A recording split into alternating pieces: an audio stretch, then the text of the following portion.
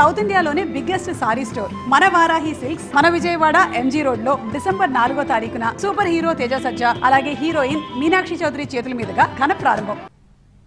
తెలంగాణలో గ్రామ పంచాయతీ ఎన్నికల్లో భాగంగా ఇవాళ 3 విడతలకు సంబంధించి నామినేషన్ల ప్రక్రియ ప్రారంభమైంది. ఎల్లుండి వరకు నామినేషన్ల ప్రక్రియ కొనసాగనుంది. ఉమ్మడి ఆదిలాబాద్ జిల్లా వెళ్దాం. అక్కడి నుంచి సారంగపాణి సిద్ధంగా ఉన్నారు. సారంగపాణి, నామినేషన్ల ప్రక్రియ ఎంతవరకు ఉంది, అలాగే ఎంతమంది ఏకగ్రీవాలకు సిద్ధమయ్యారు?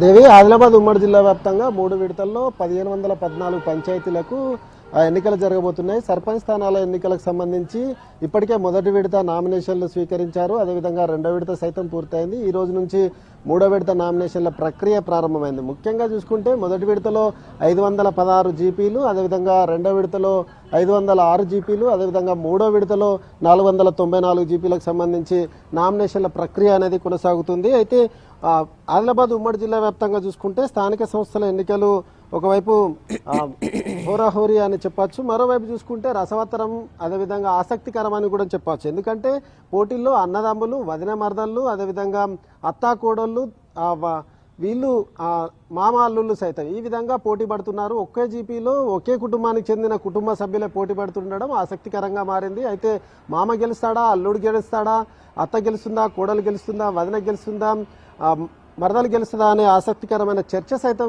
కొనసాగుతుంది. అయితే 2వ విడతకు సంబంధించి నేటితో నామినేషన్ల పరిశీలన పూర్తయి అభ్యర్థుల జాబితాను ప్రకటించారు. మొదటి విడత ఇప్పటికే అయిపోయింది.